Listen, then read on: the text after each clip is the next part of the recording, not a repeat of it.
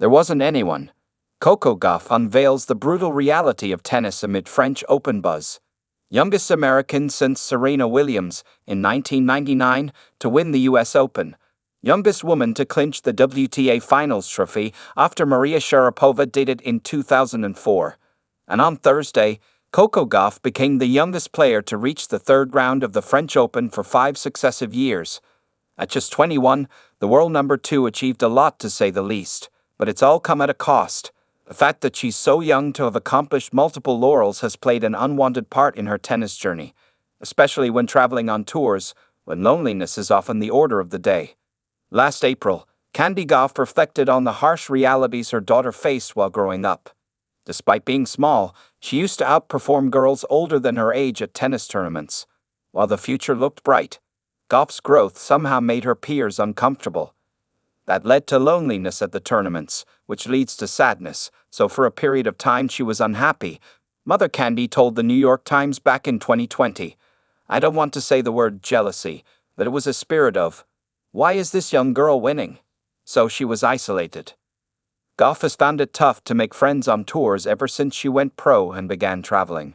She echoed these sentiments yet again at the ongoing French Open in Paris.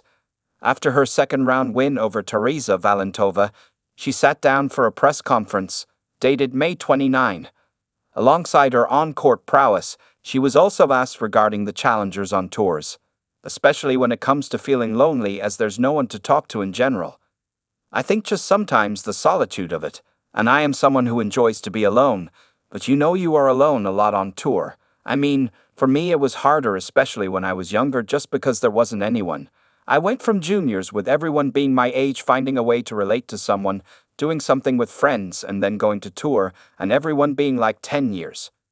Continuing further, she added, "Obviously it's not the case so much now, but 10 years older, it's not like you can just be like, hey, what are you doing tonight? And with someone like, most people aren't going to want to go to dinner with someone that young.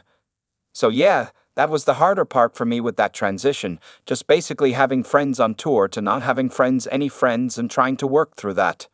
Probably that's the reason why she tried to travel a lot with my parents, and even then it's tough, because I don't think anyone wants to spend as much time with their parents all the time. That's what I had to do when I was younger." However, Gauff revealed that lately, she's begun putting efforts to make more friends on tour, like with Robin, Montgomery, and Alex Ila, playing doubles too, to just help build those friendships. Moreover, she also tries to help others not go through the same lonely feeling like she did.